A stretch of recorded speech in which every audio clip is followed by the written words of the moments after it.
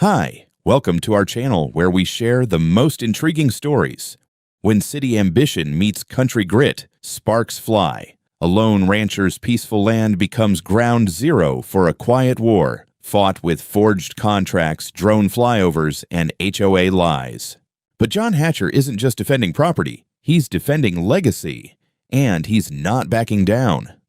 I was elbow deep in cedar shavings when the rumble of tires on gravel broke the silence. The horses had just been fed, the training circle raked, and I was working on replacing a cracked board on the east paddock gate. The Colorado sun was still hanging low, painting the valley in bronze. It was one of those mornings that made you forget the rest of the world existed, until it came knocking. I looked up to see a glossy SUV crawling up the edge of the gravel road like it had no business being off asphalt. Sure enough, it was another one of those new model city slicker tanks that had become common ever since the Willow Crest development popped up across the creek. I set the hammer down on the post and waited. A woman stepped out. Heels, blazer, perfectly ironed blouse, blonde bob that didn't flinch in the wind. She had the look of someone who treated eye contact like a contractual agreement. Clipboard in hand, she walked toward the fence like she was approaching a podium, not a working ranch.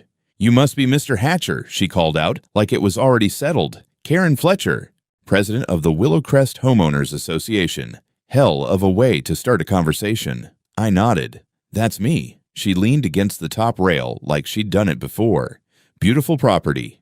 Very rustic. Historic." Even I stayed quiet. Compliments like that usually came with a hidden ledger. "We've just wrapped up phase 1 of development on the other side," she said, gesturing vaguely toward the east ridge, where the tops of uniform roofs now interrupted what used to be uninterrupted pine. 34 homes, upscale, environmentally integrated. Willow Crest is designed to coexist with the landscape, and we see this ranch here as an opportunity for shared harmony.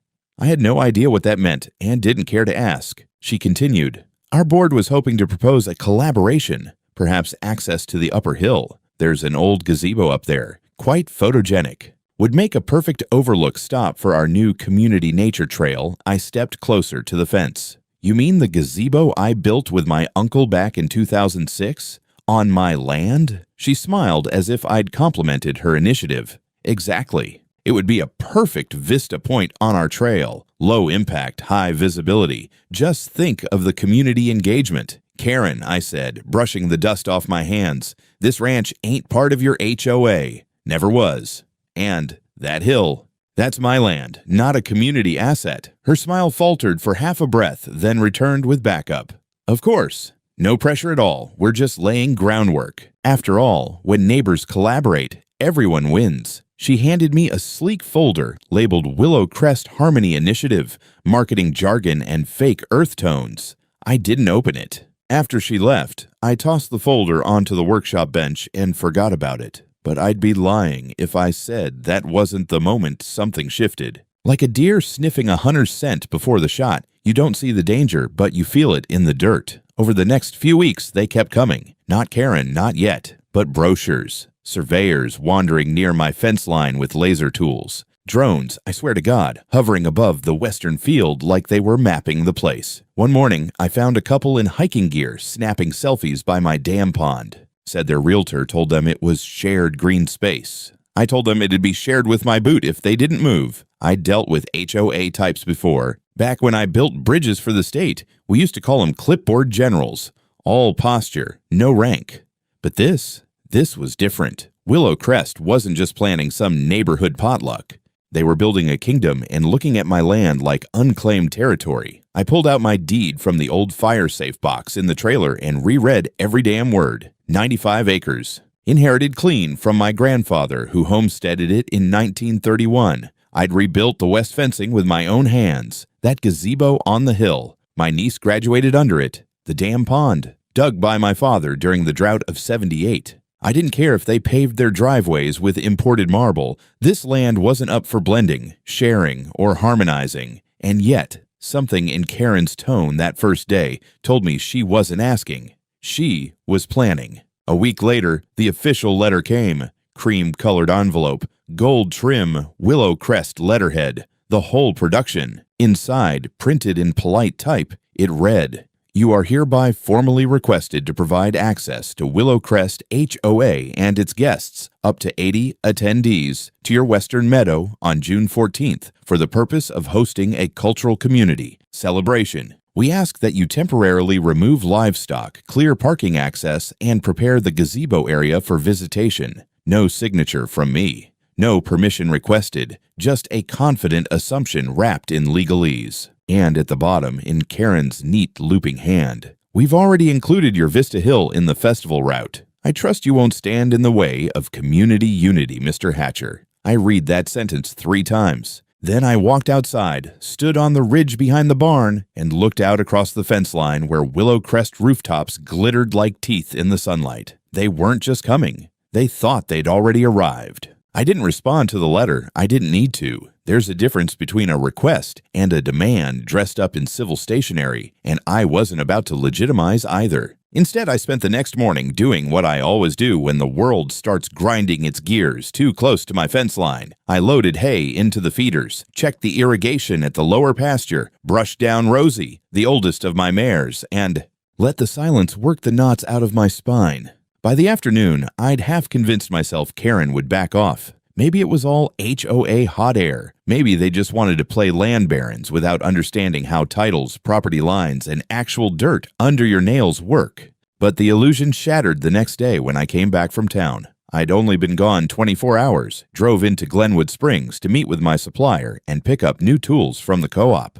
I remember thinking I should have stopped for a burger. Instead, I came home to a battlefield. The western field, my western field, looked like a wedding planner threw up on it. A white event tent was staked into the ground near the pond. Plastic rollout walkways ran across the pasture like arteries leading nowhere. Fluorescent orange flag markers dotted the grass in neat little rows, labeled P1, P2, Overflow. The horse gate had been left swinging open, and one of the fillies was pacing nervously by the fence, snorting at the strange smells. I killed the engine and stepped out slowly. My boots sank into tire tracks that hadn't been there the day before. 2 guys in matching neon vests were unloading a generator from a flatbed parked at the edge of my pasture. One of them, mid-30s with a clipboard and a ball cap that said Willow Crest Staff, waved at me like we were meeting for a scheduled inspection.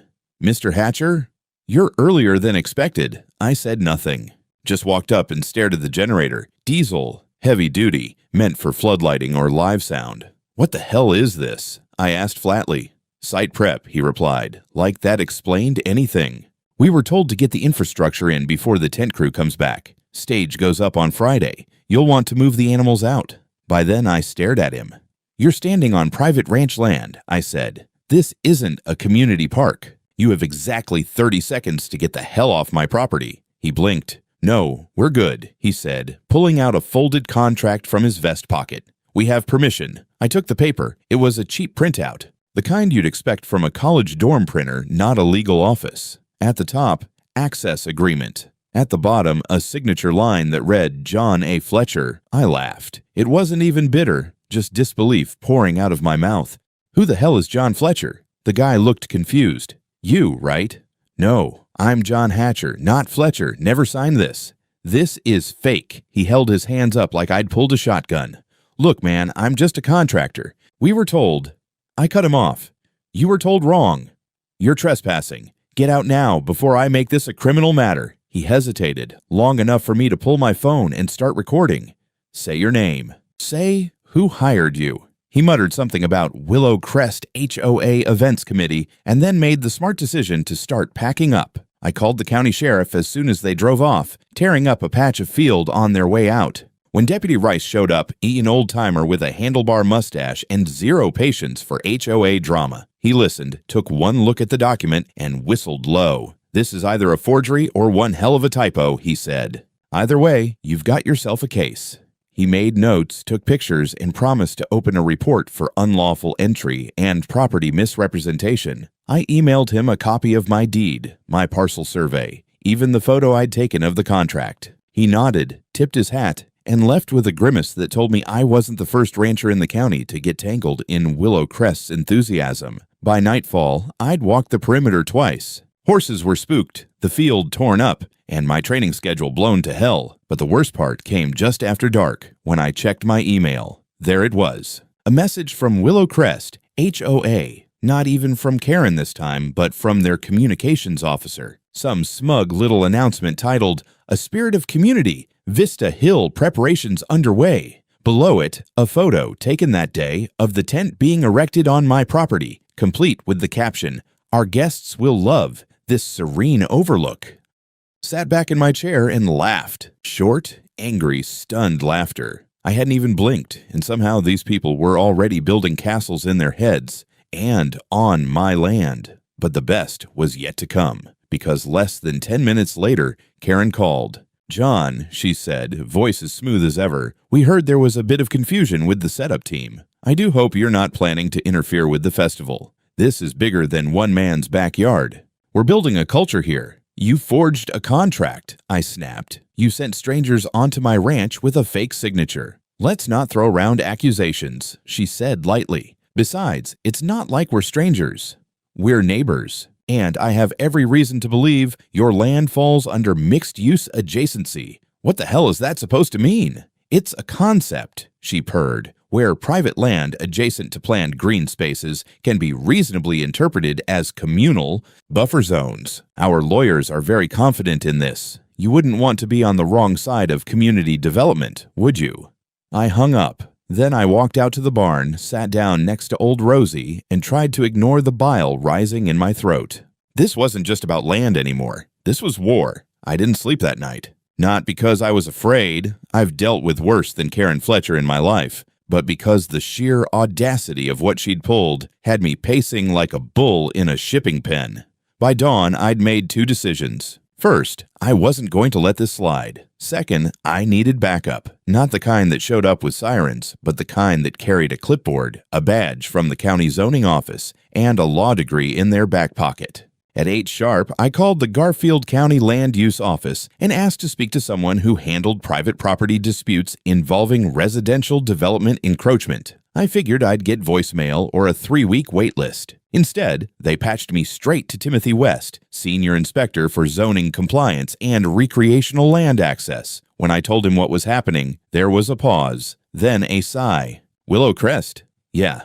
I've been watching that HOA since they started pouring concrete. I'll be there by lunch, true to his word." By noon, a white Chevy County vehicle rolled up my drive. Tim stepped out wearing scuffed boots and a blazer that said civil servant, but the eyes told me he was more than paper. Ex-military, maybe. Definitely ex-litigator, the kind of man who reads contracts the way ranchers read clouds. We shook hands. I handed him copies of my deed, the boundary maps, and the email with the Vista Hill reference. He barely blinked. "You mind if I walk the ridge?"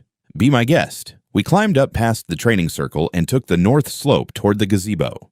From the top, we could see the HOA development below, a parade of pastel houses, each with the same fake shutters, the same manicured lawn, and the same soul. "This your land all the way to the creek?" he asked. "Yup, since 1931. Fence line's original. I only reinforced it." Tim pulled out a folded map. Satellite overlays, survey grids, zoning overlays. He ran his finger along the parcel line. "Yep, their easternmost lot stops 50 feet short of your property line. This hill, the gazebo, the field, the pond, all yours." He jotted notes, took photos, used a digital tool to measure property coordinates. Then he pulled out his phone, opened the Willow Crest HOA website, and started scrolling. Jesus. He turned the phone toward me. There it was. A promotional graphic. Willow Crest Nature Trail Experience. And smack in the center, a glossy photo of my gazebo with the caption, "Panoramic Hill Overlook, available for community events." I felt the anger coil in my chest.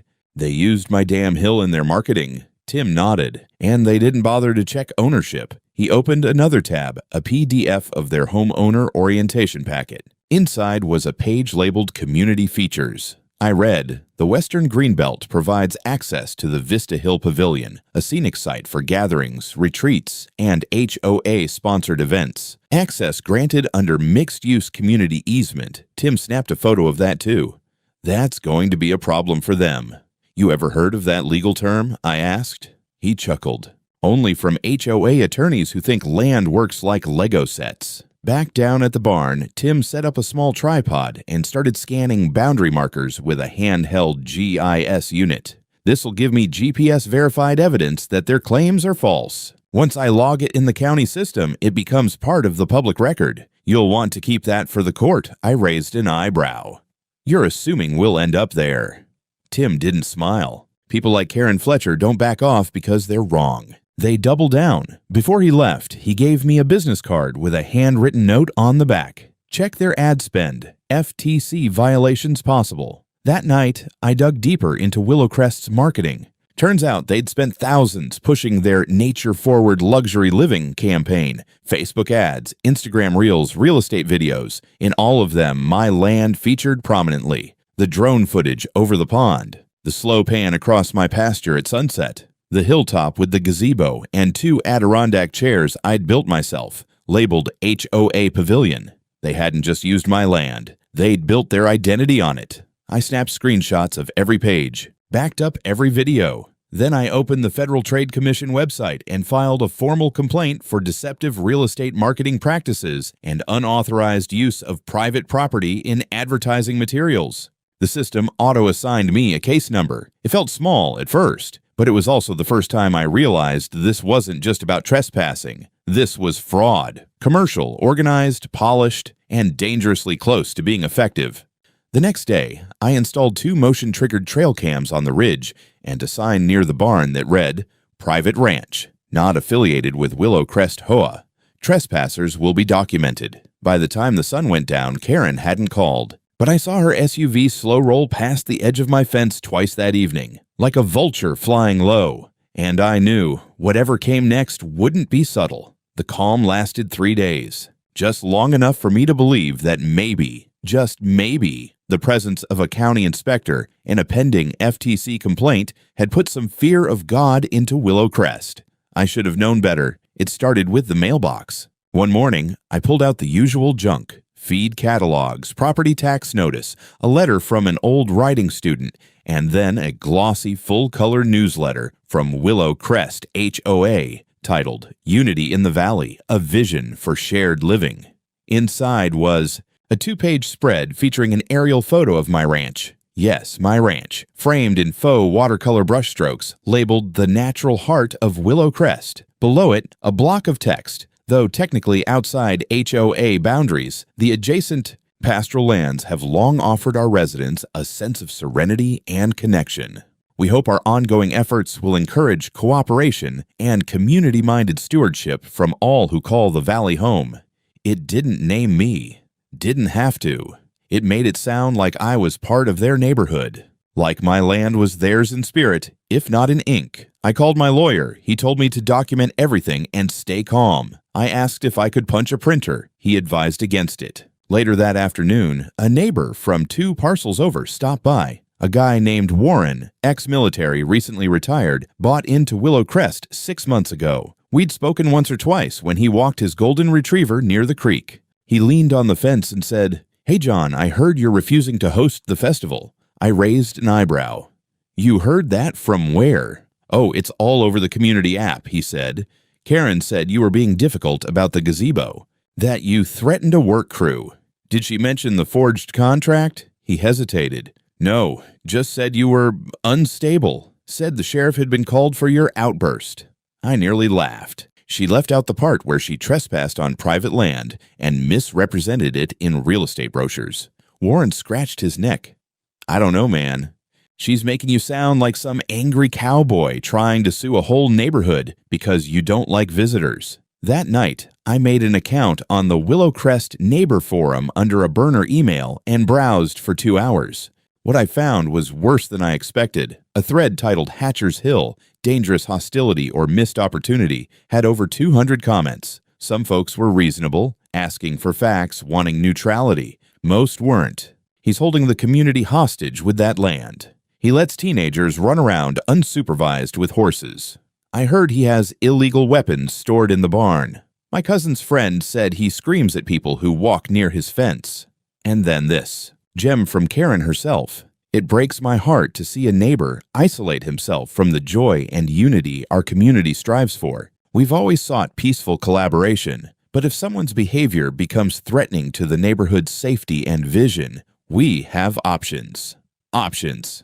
That word stuck like a splinter under the nail. The next morning, a certified envelope arrived, HOA letterhead again, this time from their legal department. The letter accused me of interfering with community development, obstructing designated access routes, and creating a hostile environment for recreational planning. It referenced a clause I'd never seen before, something about public easement. Buffer interpretation doctrine, a fancy way of saying, we're going to pretend your land is our park. They claimed I was within a disputed buffer zone, and that legal action could be initiated if I didn't cease and desist threats against community engagement. I stood there holding the letter while my border collie, Buck, trotted up with a stick in his mouth, ready to play like the world wasn't falling apart. That evening, I had 3 missed calls from unfamiliar numbers and a voicemail from someone identifying herself as a community coordinator from Channel 9 News, asking for comment on the land dispute shaking up the new Willowcrest development. Hadn't even spoken publicly, and already I was being framed as the villain. To top it off, a small group of Willowcrest residents began loitering near my fence in the evenings, taking photos, pretending to birdwatch, walking dogs a little too close to the training circle. One woman lifted her phone and filmed me leading a colt toward the stables. I stared back until she turned and scurried off. It was subtle, calculated harassment, the HOA version of psychological warfare. But the worst blow came when I checked my inbox again that night. 2 local riding parents, families whose kids I'd trained for years, emailed me to cancel lessons indefinitely. One said their HOA rep had expressed concern about the ranch's stability and legality. I sat alone in the barn, surrounded by horses who didn't care about politics, image, or false narratives. The smell of hay, leather, and warm fur was the only thing grounding me. They were trying to isolate me, to make me out as irrational, dangerous, obstructive, a selfish man standing in the way of progress. But they made one mistake. They assumed I'd fold just because they brought lawyers and newsletters. They forgot ranchers don't bluff. We dig in. I drove into town the next morning with a folder full of evidence and a hollow feeling in my gut. I don't usually go to the county office unless it's time to renew vehicle tags or vote, but I'd had enough. The HOA had declared their war in the shadows, faked contracts, whispered lies, weaponized gossip. It was time I dragged them into the light. I met with Tim West again, this time in his office. He looked up from his desk with a half smile that said, "I was expecting you." I handed him the latest envelope from the HOA, plus screenshots from their resident forum, photos of the trespassers, and a printed copy of the nature trail section from their brochure, the one with my gazebo splashed across page 3 like it was a damn wedding venue. He read silently for a long minute, then said, "They're digging a hole." Not fast enough for my taste. Tim stood and gestured toward a table behind his desk. A large satellite map of Garfield County was laid out across it, laminated, marked with red grid lines and yellow boundaries. He grabbed a dry erase marker and drew a neat rectangle around my land. "Your property," he said. "Fully enclosed, no overlaps. Here's the original plat filing from 1973. The zoning hasn't changed. You're not part of Willowcrest. You're not subject to their bylaws. And you damn sure aren't in any recreational easement zone. Then what the hell are they doing?" He tapped the brochure. "Selling a dream that doesn't belong to them." We filed an official property misrepresentation complaint that afternoon. Tim said he'd submit his inspection report, complete with GPS scans and photos, to the county record system. I'd get a notarized copy by mail within the week. "Keep it safe," he said. "You'll want it for court." "Court?" He raised an eyebrow.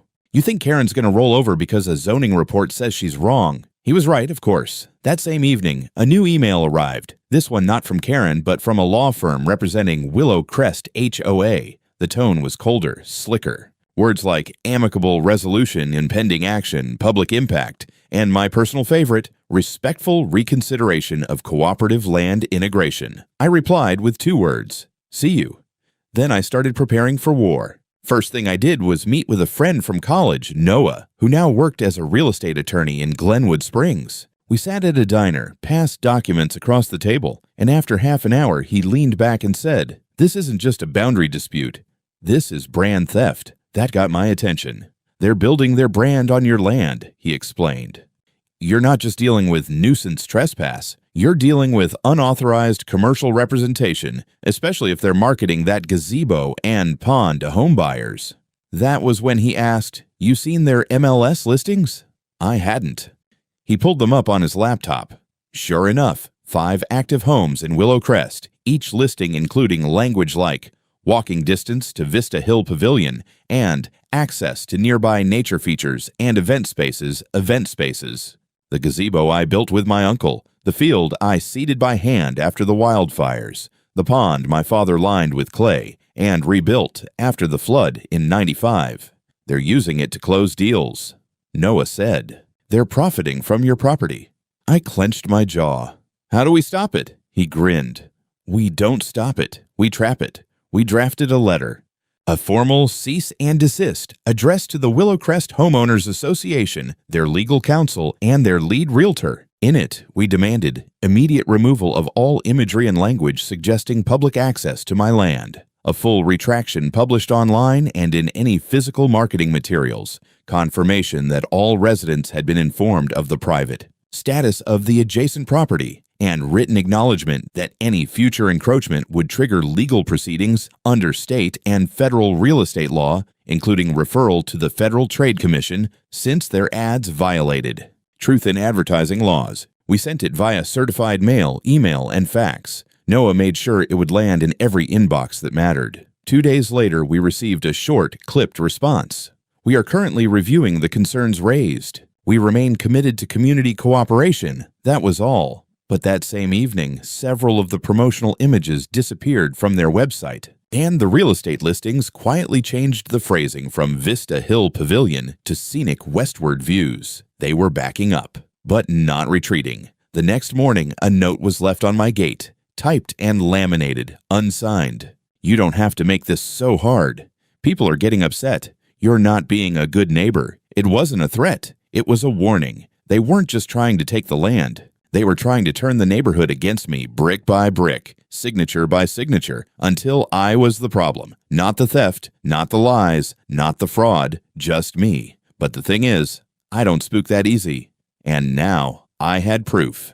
And fire. 3 days later, I found out what desperation smelled like. It wasn't manure or sweat or diesel from a misfiring generator. It was a perfume called Cover Up, and Karen Fletcher was wearing it strong. It started with an early morning call from Noah. "Check your inbox," he said. "You've got a hearing." I opened the email and blinked. Garfield County District Court, emergency motion review case, filed late the night before. The HOA had requested a temporary injunction to preserve the community event schedule by preventing obstruction of public access to Vista Hill for the duration of June. They were trying to use the court to force access to my land based on false claims of shared use. "That's bold," I muttered. "It's reckless," Noah said, "but it means they're panicking. We counter with fraud, trespass, and commercial misrepresentation.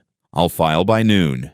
And he did. We filed a cross motion for emergency dismissal and countersuit, including documented evidence of trespass, the forged contract signed by the mysterious John A. Fletcher, GPS property boundaries, screenshots of HOA ads using my land, and the FTC complaint file number. But it was what Noah added next that changed everything. He subpoenaed public records from the HOA's founding documentation.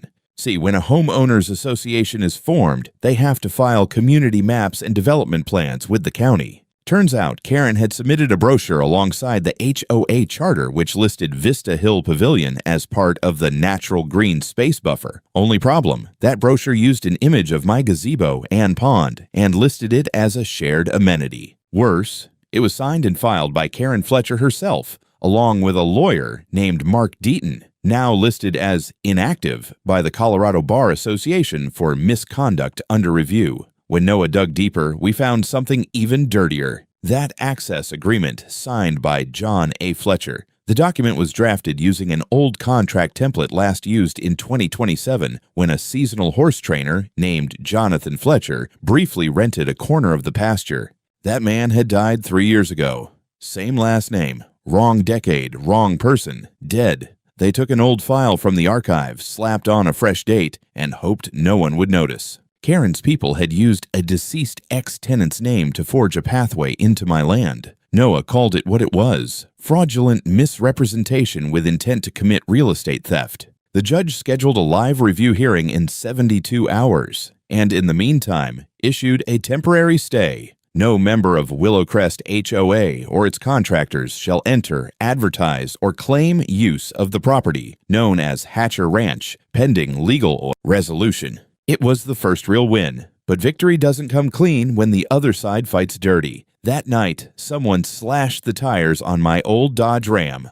All four, right in front of the barn. There were no cameras on that side of the property yet. I'd been too focused on the ridge. No note, no footprints, just the hiss of settling rubber. 2 days later, a story aired on local Channel 9, interviewing Karen Fletcher at the Willowcrest Clubhouse. She spoke softly, carefully. "We understand Mr. Hatcher feels protective of his land, but we also have a responsibility to our residents. We've always believed in respectful cooperation. But now he's threatening legal action and spreading false claims about our intentions." False claims. I stood in front of the TV, jaw tight, hands on my hips. Next to Karen on the screen, a blurry sunlit photo of my gazebo, blurred just enough to avoid legal trouble but still recognizable. And then the anchor added, "We reached out to Mr. Hatcher for comment, but he declined," which was a lie. They'd never called. The next morning, I drove straight to the courthouse in Glenwood Springs, dressed in clean boots, ironed flannel, and my father's old silver belt buckle. The courtroom wasn't packed, but a handful of Willowcrest residents sat behind Karen's legal team, whispering like nervous parishioners before a sermon. Karen didn't look at me as I walked in, but I could see the flush behind her carefully painted cheeks. When it was our turn to speak, Noah presented the case like a man carving granite, point by point, clean and sharp. Property lines, GIS maps, the fraudulent Fletcher document, the unauthorized use of imagery in real estate materials, the dead man's signature, and then Tim West stepped forward. Sworn in as an official zoning inspector, he testified, "There is no easement, no shared use zone, no buffer."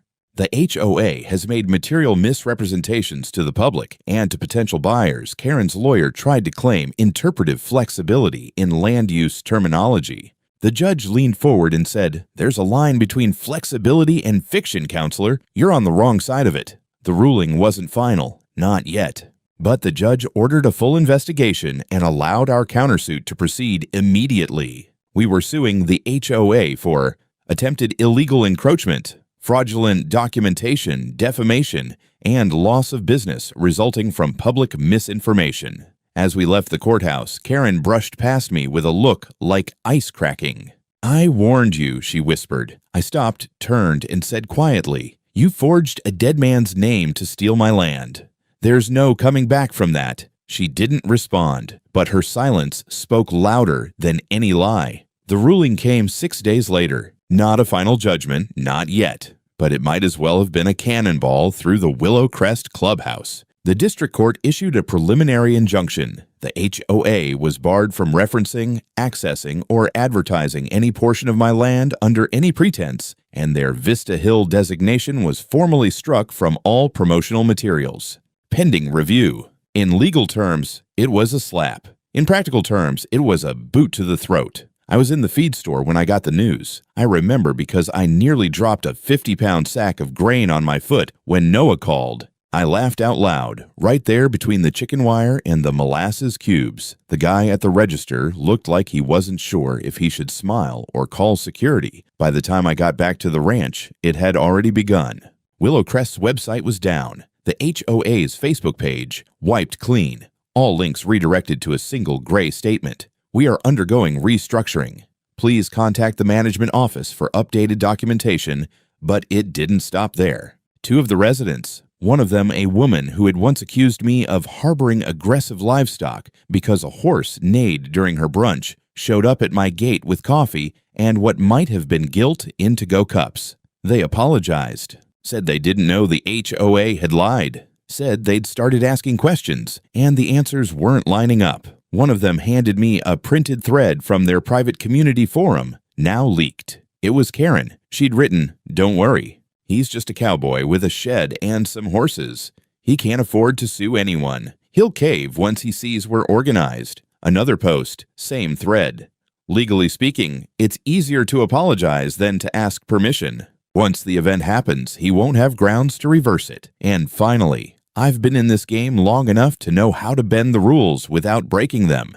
We just need to keep the optics clean. The woman looked ashamed. I believed her, she said. Now I just feel stupid. I took the printout and gave her a nod. Don't feel stupid. Feel useful. Give that to my lawyer. Later that week, it got even better. 4 Willow Crest homeowners filed a class action lawsuit, not against me, but against their own HOA, naming Karen Fletcher personally. Grounds: abuse of authority, unauthorized use of funds for legal battles, and fraudulent representation of community amenities. Turns out she'd used HOA money to pay for the event infrastructure, legal counsel, marketing, and even the fake Vista Access promotional packages sent to realtors. The total? Just over $160,000. At the next HOA meeting, held in a sad little rental conference room at the Holiday Inn, Karen was voted out as president, effective immediately. One board member resigned on the spot. Another showed up drunk and was escorted out after throwing a miniature flag across the room. It would have been funny if it weren't so damn corrupt. But the real moment of reckoning came a few days later, when I received a certified envelope from the FTC. Inside was a formal letter acknowledging that, based on my complaint and the court evidence, the Federal Trade Commission had opened an investigation into Willow Crest HOA and affiliated parties for false advertising, deceptive real estate marketing, and potential violations of the Truth in Housing Act. I read it twice, then pinned it on the wall of the barn office, right next to a photo of my grandfather standing in the same field 60 years earlier, arms crossed, same look on his face that I probably wore now. Still, despite the victories, I wasn't smiling, because a victory on paper doesn't fix what was broken out loud. The field was still torn up from their trucks. The event tent had left deep gouges in the grass. The young mare I'd been training, Maple, had developed skittish behavior around strangers now. She wouldn't walk past the ridgeline without flaring her nostrils and trying to veer back toward the stables. The land would recover. The people? Not so fast. Even now, some of the residents still gave me side glances, like I'd broken their toy instead of saved my home. Didn't matter. Because now the gate was locked, the trail cams were upgraded, and every legal office in the region knew what Willow Crest had tried to pull. And Karen had gone quiet. For now. They say the land remembers. It remembers fire, drought, hard hands, and calloused boots. It remembers the weight of harvests and the silence after storms. What I didn't expect was that it would also remember the feel of trespass, that invisible scar you can't see on a map but feel in your gut every time you walk your fence line. A month after the court hearings, I finally had my peace back, at least on paper. The final ruling came through. Willow Crest HOA was found liable for trespassing, unauthorized land use, falsification of documents, and negligent misrepresentation in real estate materials. The judge didn't mince words. This is not a matter of miscommunication. This is a calculated abuse of administrative authority designed to appropriate private land for commercial benefit under the guise of community development. The penalties were significant. A $330,000 fine split between damages, legal fees, and restitution for business loss. Karen Fletcher was barred from holding any HOA or real estate administrative office for 5 years, pending ethics review.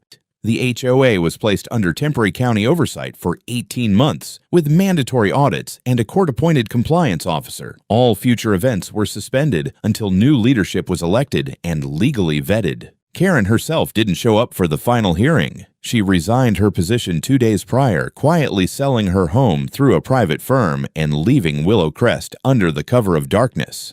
Rumor had it she'd moved to Arizona to start fresh. But you can't outrun scandal anymore, not in the internet age. Her name was on the local news, on real estate watch lists, and on Reddit threads titled HOA Horror Queen Gets Owned by Rancher. Noah framed a screenshot of that one for me. It's in the feed room. But as satisfying as all that was, the real closure came not from court orders or fines, but from walking the land alone again. Undisturbed, uninterrupted, with no plastic flags in the soil, no drone shadows above the pond, no camera phones peeking through the pines. I rebuilt the gazebo rail myself, replaced the panel they cracked when setting up their tent. restained the floorboards, oiled the bench. I even added a brass plaque. Private property, EST. 1931. If you're here without permission, turn around. If you're here with respect, take a seat. It felt right. I didn't reopen lessons for a while. Some of the families who dropped off during the mess reached out, offered apologies, said they'd love to bring their kids back.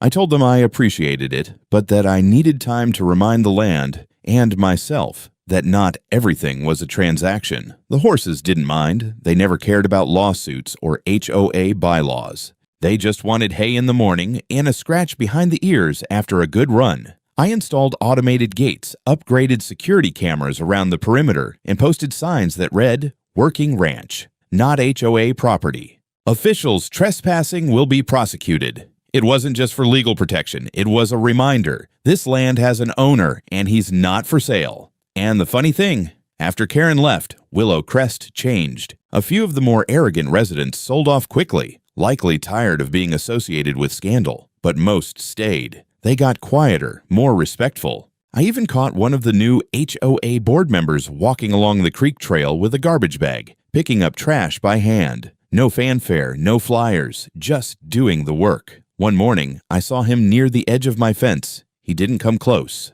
just tipped his hat and nodded. I nodded back, and that was enough. Not a surrender, not an alliance, just neighbors, finally seeing each other for who they are and where the line stands between them. The land remembers, but it also forgives. Eventually,